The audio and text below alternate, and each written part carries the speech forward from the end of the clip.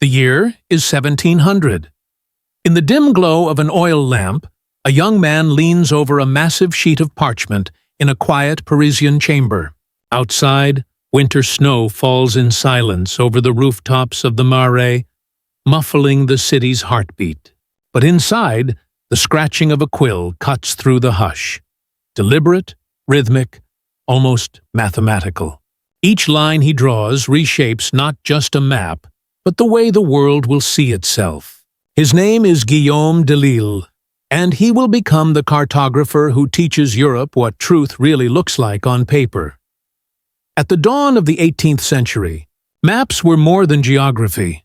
They were instruments of power, faith, and imagination. Empires fought wars over borders that no one had truly measured. Explorers brought home sketches distorted by rumor, and mapmakers filled empty spaces with dragons, angels, and legends. The world, as Europe knew it, was still half mythical. And into that fog of invention stepped a boy prodigy, with the precision of a scientist and the patience of an artist. Guillaume Delisle was born in 1675, the son of Claude Delisle, a respected geographer and historian who taught him not only to read the world, but to question it. From his earliest days, Guillaume's childhood was surrounded by maps, parchment upon parchment, rolled and stacked in their family workshop, smelling of ink, oil, and time. But while others saw these charts as decorative or political tools, Guillaume saw something different, a puzzle of truth waiting to be solved. He would study the stars as if they whispered coordinates. He would calculate the distances between cities using astronomical data, not rumors or travelers' tales. At an age when most children memorized geography, he was already correcting it. His father's friends, astronomers from the Académie des Sciences, mathematicians and explorers, would visit the Delisle home, and the boy would sit quietly at the corner of the table, sketching while they argued about longitude, latitude, and the heavens. The Enlightenment was beginning to stir in Europe.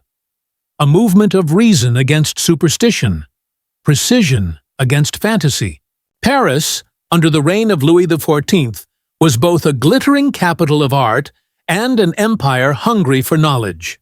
The Sun King had built the Académie des Sciences to prove France's supremacy not only in war, but in wisdom. In that climate of intellectual ambition, young Guillaume's obsession found its stage. At 15, he produced his first map of the world, astonishingly accurate for its time. His talent was not in decoration or imagination, but in verification. Where other maps drew coastlines from sailors' tales, Guillaume traced them using astronomical observation and mathematical triangulation. Where others guessed, he calculated, his vision was radical. A map must not show what we believe. It must show what we can prove. And yet, behind his calm precision burned a quiet fire. The map, for him, was not just a scientific document. It was a mirror of human destiny, of how nations expand, how empires fall, and how time itself reshapes the earth. By the turn of the century, Europe was trembling with rivalry. The Spanish Empire was declining. Britain and the Dutch Republic were rising, and France stood poised between glory and overreach. Every colonial ambition, from the Mississippi to the Indian Ocean, depended on the lines drawn by cartographers. Guillaume understood this deeply. He saw that his pen carried more weight than a sword.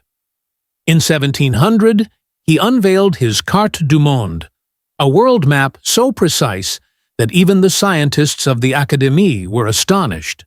Gone were the imaginary mountains and mythical islands. The coast of North America appeared refined, the Arctic less monstrous, and Africa drawn not from fantasy but from data gathered by travelers and astronomers. In a single moment, Delisle moved cartography from art to science. But innovation invites jealousy. Many older map makers, who had spent their lives in ornate decoration and speculative geography, dismissed his work as arrogant. They accused him of coldness, of stripping maps of their poetry. Yet, Guillaume knew accuracy was the new poetry of the Enlightenment. The truth itself was beautiful. His fame spread quickly across Europe. Ambassadors requested his maps for royal collections. Navigators demanded his charts to guide them across the Atlantic.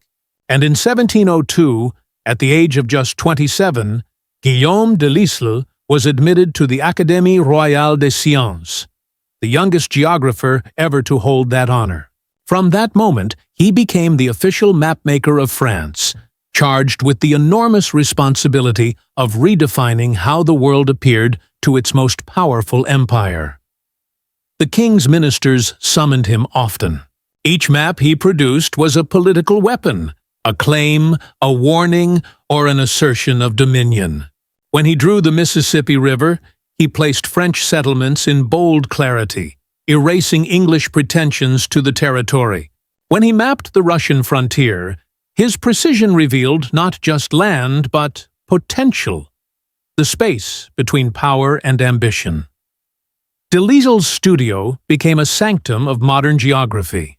Shelves of instruments surrounded his desk, sextants, compasses, globes, and telescopes, each tool representing humanity's new reach into truth.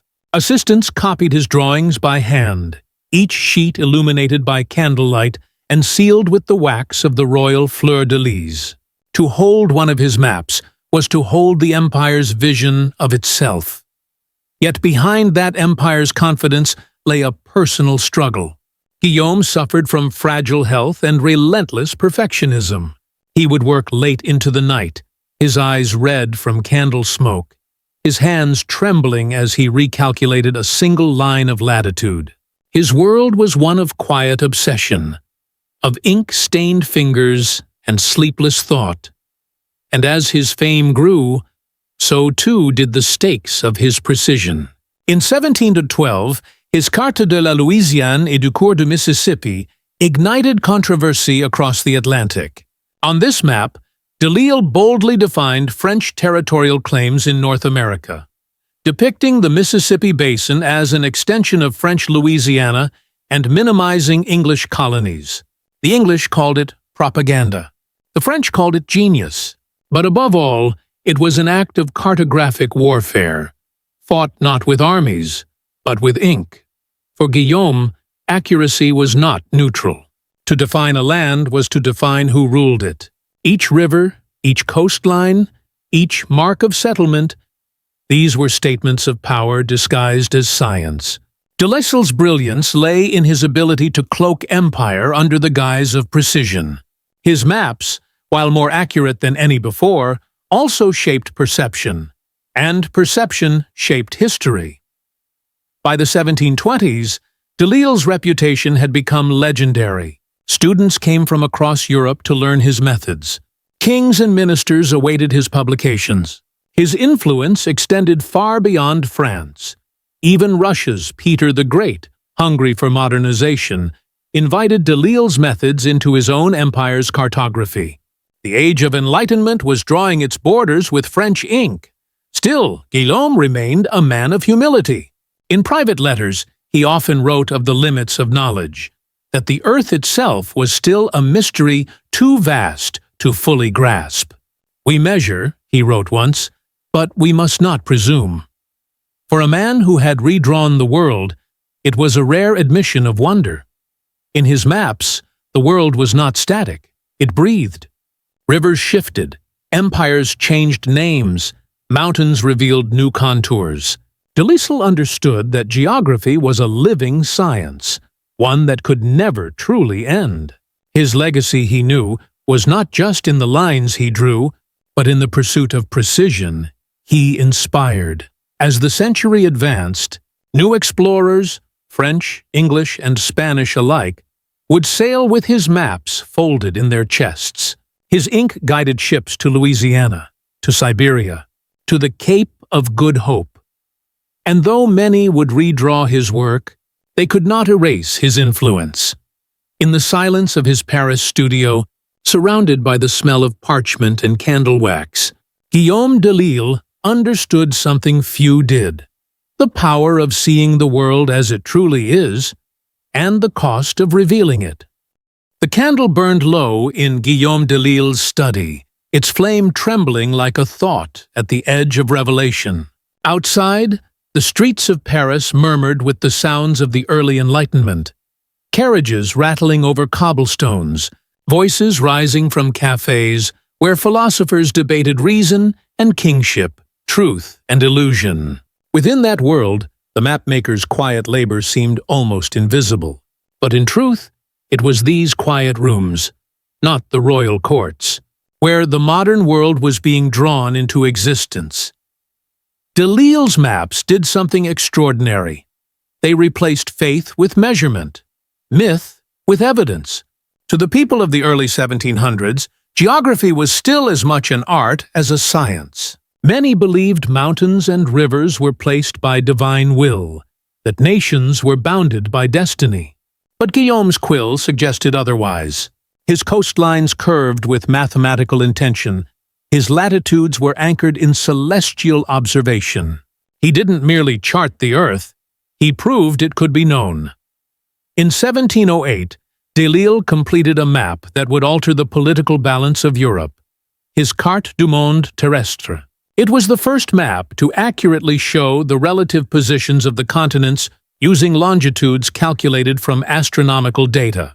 He corrected the size of Africa, reduced the exaggerated dimensions of Asia, and refined the outlines of the Americas based on the latest exploration logs. When the map was presented before the Académie Royale des Sciences, silence fell over the room. For the first time, the world looked true, but accuracy could be dangerous. In an age when borders were fragile and empires depended on illusion, to reveal truth was to challenge power. The Spanish accused him of minimizing their colonies. The Dutch protested that their maritime routes had been misrepresented. Even within France, some ministers warned that too much truth could be politically inconvenient. Yet Guillaume stood firm. For him, geography was not propaganda. It was responsibility. The Enlightenment thrived on such tension. Paris, in those decades, was a city alive with experiment. Astronomers measuring meridians, philosophers dissecting the nature of perception, artists capturing light and proportion. Science was becoming not merely useful but moral. To know accurately was to live rightly. And Delisle, though not a philosopher in words, lived that creed in ink. Still, his accuracy came at a cost. Each map demanded hundreds of hours of calculation. Celestial observations, reports from travelers, and triangulations from known points. He would cross-verify every datum, sometimes discarding months of work over a single misplaced degree. His assistants whispered that he could sense errors before instruments did, that his mind saw the curvature of the earth as clearly as others saw a horizon. In 1715, a commission arrived from the French crown to chart the expanding colonies of North America with absolute precision. France's presence in the New World was now a delicate balance of ambition and rivalry. The British held the Atlantic seaboard, the Spanish guarded Mexico, and France's empire stretched in a vast crescent from Quebec down through the Mississippi to Louisiana. But these boundaries were ill-defined, fluid, and contested, and every empire wanted its vision immortalized on paper. Delisle approached the task not as a servant of politics, but as a geographer of truth. He gathered every logbook from French explorers, from La Salle's descent of the Mississippi to Iberville's coastal surveys. He compared accounts from native nations, from fur traders and missionaries, correcting distortions where colonial vanity had stretched the truth. He plotted each river, each bay, each mountain as faithfully as he could, and then, with deliberate precision, placed France's claims exactly where evidence supported them. The result was the Carte de la Louisiane et du cours du Mississippi, published in 1718, a masterpiece that would ignite both admiration and fury. On this map, Delisle depicted Louisiana not as a narrow coastal colony, but as a continental expanse, stretching from the Gulf of Mexico to the Great Lakes, connecting Canada to the Caribbean through rivers and trade routes.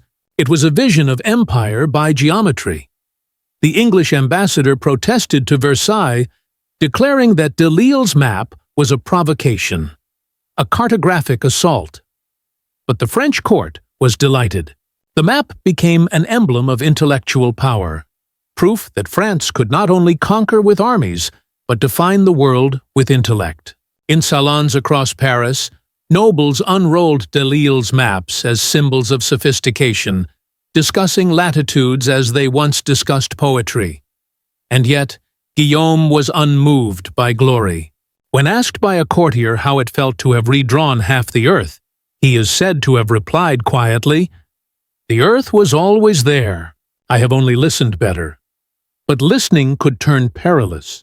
In 1720, one of his maps, the Carte de la Perse, brought him into conflict with none other than Joseph Nicolas Delisle, his own brother, who was by then an astronomer of repute. The two men quarreled bitterly over astronomical readings taken in Russia. Guillaume's calculations challenged official Russian data, and his brother, employed by the Russian court, took it as a personal insult. Their correspondence became tense, and Guillaume's health began to falter under the strain. By this time, he had achieved what few ever could. His name was synonymous with scientific cartography. His workshop had become the nucleus of a movement, a place where map-making fused mathematics, astronomy, and art. His students carried his principles to every corner of Europe. Jean-Baptiste D'Anville in France, Emmanuel Bowen in Britain, even colonial cartographers in America. The Delisle method, as it came to be called, was transforming geography into a discipline of reason. But there was something more profound beneath the technical mastery, something poetic. Delisle understood that maps were humanity's mirrors. They did not just describe terrain, they described perspective. Every empire's map was a confession of how it saw itself. His mission, quietly revolutionary, was to draw the world as no one owned it, only as it existed. And so, as the 1720s turned to the 1730s, he began to revisit the ancient maps that had shaped Europe's imagination. Ptolemy's spheres, medieval portolans, Renaissance atlases. He compared them line by line to his own, tracing the evolution of human knowledge like an archaeologist of perception. In the margins of one notebook, he wrote, "The earth does not change, only our seeing of it." In his later years, Guillaume turned increasingly inward. His once bustling studio became quieter. His eyesight dimmed from decades of close work. Yet even then, he remained committed to truth. When others embellished their maps with ornate allegories, he left his margins bare, letting the geography speak for itself.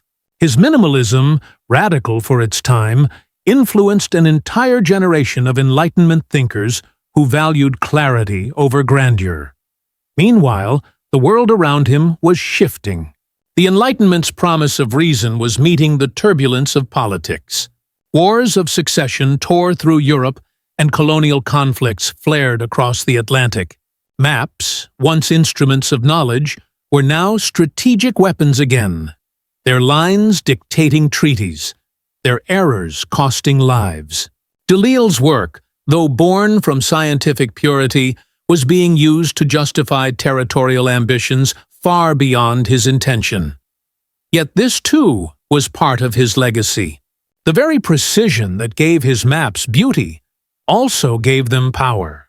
When diplomats met to negotiate the Treaty of Utrecht, when generals planned campaigns in Flanders, when merchants sought new routes across Africa and Asia, they did so with Delisle's charts spread before them.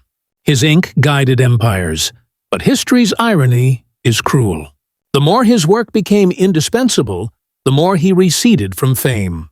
By the time of his death in 1726, Guillaume Delisle was no longer the celebrated prodigy of the Académie. Younger cartographers, inspired by his methods, had surpassed him in renown. His name faded quietly into the parchment folds of time. Still, his influence endured, invisible yet absolute, like the meridians he once drew across the earth. In every accurate globe, in every modern map that reflects reality rather than myth, there is the shadow of Guillaume Delisle's quill. He never conquered a land. Yet, he conquered the way the world was seen. And centuries later, when satellites orbit the Earth and digital maps trace every street, the spirit of his enlightenment still whispers beneath the pixels that the world, once mysterious and unmeasured, became known because one man refused to guess. In the dawn of the 18th century, Paris was not just a city of poets and philosophers. It was a city of maps. Beneath the candlelit ceilings of the Académie Royale des Sciences, great minds debated not only the movement of stars, but the borders of empires. And at the center of this intellectual storm stood a man with ink-stained fingers and an unyielding vision: Guillaume Delisle. He was not the first to chart the world, but he was among the first to understand that a map was not merely a guide. It was a declaration of truth, power, and destiny. Born in 1675, Guillaume was a prodigy, raised in a family of astronomers and geographers. His father, Claude Delisle, trained him not just to draw coastlines, but to think beyond them, to measure the world through mathematics, observation, and an almost spiritual pursuit of accuracy. While others copied, Delisle calculated, at a time when maps were still filled with sea monsters and imaginary continents, he turned to the heavens for guidance.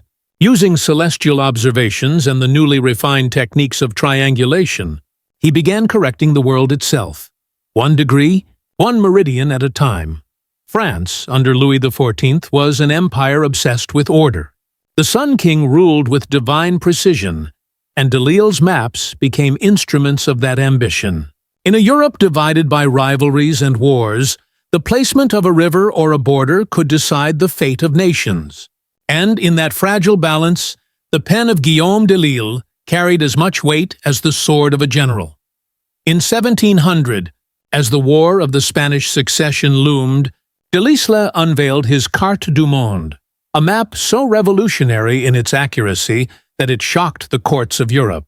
For the first time, distances were measured not by rumor, but by geometry. Coastlines curved with mathematical grace.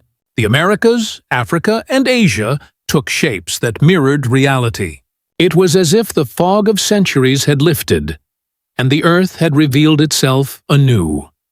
But truth, in the world of kings, is a dangerous thing. Delisle's maps exposed errors in the claims of other nations, especially Spain and Portugal, whose empires stretched across oceans but relied on uncertain geography. By redrawing coastlines, Delisle was, in essence, redrawing power. His France became the arbiter of geographical truth, a nation whose scholars could challenge the might of empires with ink alone. The Académie Royale des Sciences recognized his genius. In 1702, at just 27, Guillaume Delisle was appointed Premier Géographe du Roi, the first geographer to the king. It was a title of immense prestige and even greater responsibility. Every royal treaty, every colonial claim, every voyage of exploration that left French shores would bear the silent authority of his hand. From his studio in the Rue des Canettes, Delisle's maps traveled farther than any fleet. They hung in palaces, universities, and military chambers, shaping the way Europe saw itself, and the world beyond. In them, the borders of France gleamed with scientific confidence. The coast of Africa shimmered with newly charted detail. The vast expanse of the Americas was no longer myth, but measured land. And yet, even as he charted the world, Delisle remained haunted by the limits of knowledge. The map, he knew, was not the territory. Every new discovery opened another mystery. Every precise longitude revealed another blank space. To him, the world was a puzzle still unfolding, a living organism of rivers, mountains, and human endeavor. He became both scientist and artist. His maps, not only documents of precision, but portraits of civilization itself. The delicate lines of the Nile, the flowing curve of the Ganges, the jagged spine of the Andes. Each stroke carried the weight of history, the pulse of human migration, the geometry of empire. By 1715, as the Enlightenment dawned across Europe, Delisle's name had become synonymous with accuracy and elegance. Voltaire himself would later write of the age as one where truth was drawn in lines and measured in degrees. And those lines, those fine, unwavering traces of ink, were Guillaume Delisle's gift to the world. Yet even in triumph, he sensed the shifting tides. Knowledge was becoming the new weapon of empire. Where once the battlefield had decided the fate of nations, now it was the mapmaker's table, the quiet studio, the compass, the quill. France, through Delisle, was mastering the art of dominion, not through conquest, but through comprehension. But such mastery came at a cost. Rivals in England and the Netherlands began to steal his secrets, copying his maps and selling them under false names. In the competitive market of Enlightenment geography, plagiarism was a silent war. Delisle, proud and exacting, fought back, not with violence, but with precision. He began embedding deliberate errors in his maps, tiny traps of geography that only he could recognize. To counterfeit his work was to reveal ignorance. Through the smoke of candlelight, Delisle's quill moved across parchment like a blade. Every curve of coastline, every symbol of a mountain range was a gesture of authority. He was redrawing not only the earth, but the hierarchy of knowledge. And in the salons of Paris, where philosophers debated reason and kings measured ambition, a whisper began to spread that the man who could draw the world could rule it. In the spring of 1718, as the bells of Paris tolled over a restless city, Guillaume Delisle prepared to unveil a map that would ignite a storm across continents. It was titled Carte de la Louisiane et du cours du Mississippi, a masterwork born of science, ambition, and subtle defiance. The map appeared at first to be a triumph of detail. Winding rivers, mountain ranges rendered with elegant precision, and the grand Mississippi stretching like an artery through the heart of North America. But beneath the artistry lay a geopolitical bombshell. Delisle's lines, deliberate, mathematical, and irrefutable, extended France's territorial claims deep into the continent, overlapping lands the English and Spanish believed were their own. In the world of 18th-century diplomacy, maps were not just references, they were weapons. To draw a border was to claim it. To print it was to announce it. And when Delisle's Louisiana map reached London and Madrid, it was seen as an act of cartographic warfare. Delisle had done something extraordinary and dangerous. Using the latest reports from French explorers like La Salle, Iberville, and Bienville, he depicted the Mississippi Valley as a vast domain stretching from the Gulf of Mexico to the Great Lakes, a new France of unimaginable size.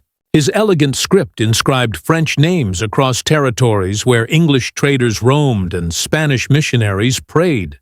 It was, in essence, the Enlightenment's most sophisticated act of empire building. England protested immediately. Spanish diplomats raged. But in Paris, Louis XV's ministers smiled. Delisle's map had given France not just prestige, but a claim of legitimacy over half a continent. He had proven that the pen could extend an empire further than any musket. The map's influence spread with astonishing speed. Across European courts, scholars debated its accuracy, merchants studied its routes, and explorers carried its outlines into the unknown. In North America, governors and generals would later use Delisle's borders as justification for settlement and war, a silent script that would shape the future of nations. But with fame came scrutiny.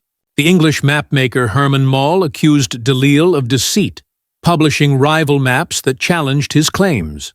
Mal's engravings dripped with sarcasm, labeling French maps as impostures and ridiculing Delisle's long rivers and expansive frontiers. The battle between the two men, fought not with armies but atlases, became one of the great intellectual duels of the age. Delisle refused to respond with insults. Instead, he answered with precision. In his Paris studio, surrounded by celestial globes and telescopes, he refined his measurements again and again, drawing upon astronomical data to prove the latitude and longitude of every major settlement. Where others guessed, he calculated. Where others drew by rumor, he drew by reason. His pursuit of accuracy reached near obsessive levels. To map the Arctic, he studied reports from whalers and Russian explorers. To understand Africa, he corresponded with missionaries who risked their lives beyond the Sahara. His maps of Persia, India, and the Ottoman Empire introduced Western Europe to lands it had only imagined, now measured and named in the language of science. But in 1722, Delisle would create the map that changed everything: Carte de l'Afrique. For centuries, Africa had been drawn as a continent of myths, filled with monstrous rivers, golden kingdoms, and uncharted deserts. Delisle, however, stripped the fantasy away. He replaced speculation with observation, ancient rumor with new reports. His depiction of the Nile, the Niger, and the Gold Coast marked a turning point in European geography. For the first time, Africa was not just a space of mystery, but a land of real topography, complex, immense, and alive. This act, though seemingly scientific, would have far-reaching consequences. European powers used Delisle's maps to plan trade routes, colonial claims, and voyages of conquest. In revealing the truth of Africa, he had also unveiled it to the greed of empires. The irony was tragic and profound. His search for knowledge became the blueprint for exploitation. Still, in Delisle's mind, the map was not an instrument of conquest, but of enlightenment. He believed that to understand the world was to bring humanity closer together. That truth, drawn in lines and measured in stars, could unite rather than divide. But the Enlightenment was a double-edged light. Knowledge, once revealed, could be used for domination as easily as for discovery. And Delisle, the pure scientist, was serving kings and merchants who saw the world not as a mystery to be understood, but as a resource to be possessed. By the mid-1720s, his maps had become the foundation of European cartography. London, Amsterdam, Vienna, and St. Petersburg all printed his works, sometimes with his permission, often without it. His influence was so vast that no explorer from the Arctic to the Amazon could set sail without crossing the invisible boundaries he had drawn. He had, in a sense, reshaped the mental map of the world. And yet, in the quiet of his Paris study, surrounded by instruments of reason and parchment of empire, Delisle began to sense the paradox of his own creation. The more perfectly he drew the earth, the more fragile it seemed, a world cut into claims, measured into ownership, reduced to ink and geometry. To draw a border, he realized, was also to create division, but the world demanded order, and Delisle was the cartographer of kings. So he continued, line by line, degree by degree, to bring the earth into focus. His art had become destiny, and his name would forever be written along the edges of continents. By the time the year 1725 dawned over Paris, Guillaume Delisle's reputation had ascended beyond any mapmaker of his generation. He was no longer merely a draftsman of coastlines. He was the architect of the Enlightenment's vision of the earth. Every ruler in Europe wanted a Delisle map on their desk. Every academy cited his measurements, and every voyage carried his outlines folded into the captain's chest beside the compass and sextant. But power and accuracy do not coexist without tension. In his quiet study near the Quai de l'Horloge, where the scent of wax and ink mingled with the hum of the city, Delisle began to sense that his craft, this noble pursuit of truth, was slowly being claimed by politics. Kings were redrawing his lines not by science, but by ambition. His coordinates, once symbols of reason, were becoming instruments of dominance. The 18th century was an age intoxicated by discovery. Europe was dividing the world like a chessboard. Oceans and continents reduced to strategy. The Enlightenment had promised light, but that light now cast long shadows over the globe. Every expedition funded by Paris or London carried a quiet dual purpose: to explore and to claim. Maps became tools of empire. Each latitude a justification, each longitude a weapon. Delisle, though loyal to his nation, understood the danger. His pursuit had always been toward knowledge, not conquest. But the monarchs who commissioned him, Louis XIV in his youth, Louis XV now in power, saw in his maps the geometry of control. The distance between two rivers could decide a colony. A misdrawn coastline could start a war. It was in this climate that Delisle found himself at odds with the powerful. Not openly, but in spirit. His letters to colleagues reveal a quiet frustration. He wrote of maps being corrupted by commerce, of truth distorted by ambition. He lamented how geography, the science of the earth, was being treated as the currency of empire. And yet, his perfectionism never wavered. Each morning he returned to his globes, calculating celestial positions by candlelight. He drew not for wealth, but for understanding, a devotion that consumed him as completely as faith consumes a monk. In 1726, he was appointed Premier Géographe du Roi, the king's first geographer, an honor that crowned decades of work. But to Delisle it was also a burden. Every royal command to update the boundaries of Louisiana or to redraw the African coast carried moral weight. He was aware that every stroke of his pen would echo across oceans, affecting lands he would never see and peoples he would never know. His contemporaries revered him. Yet some whispered that he was too idealistic for the age of empires. Others, like Philippe Boiche, his student and later brother-in-law, believed Delisle's vision would lay the foundation for a new era of geography, one that would unite science and philosophy. Still, the burden of truth pressed upon him. He began to question the idea of ownership over land measured in ink. What right did any man have to declare, through lines on parchment, that one nation owned the heart of another continent? Was the earth not older than all empires? And beyond them? Those thoughts stayed unwritten, but they lived in the silences between his strokes. In 1728, Delisle produced what many consider his most haunting work, Carte du monde connu, the map of the known world. Unlike his previous maps of territories and trade routes, this one was philosophical in tone.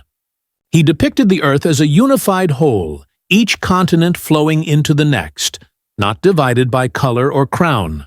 The oceans shimmered with soft shading, their depths alive with mystery. At the bottom of the map, a single Latin phrase read, Veritas terrae temporibus superstes.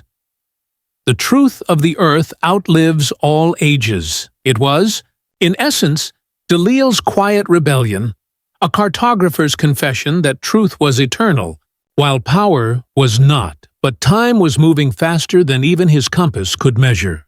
New explorers returned from the Pacific with data that challenged his long-held coordinates.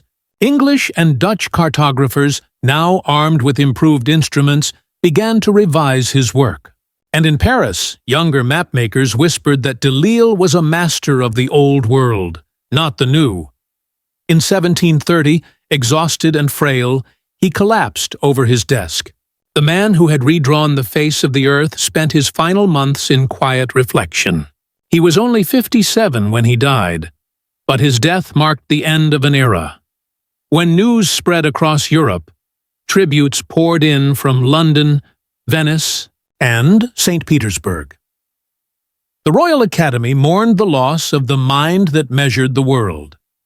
But in the cafes of Paris, scholars debated whether Delisle's vision had truly liberated geography or merely refined the art of empire. In the decades that followed, his maps continued to define the boundaries of colonies and kingdoms. Even long after his ink had faded, his lines still dictated treaties and conquests.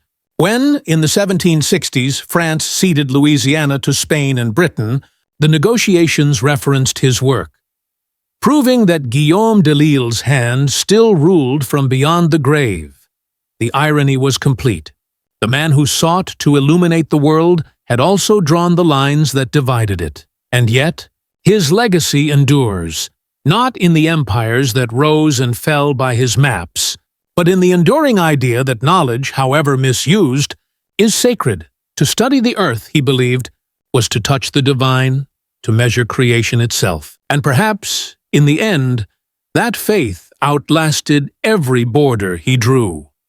When Guillaume Delisle's ink finally dried, the map of Europe was still trembling. His death in 1730 did not silence him.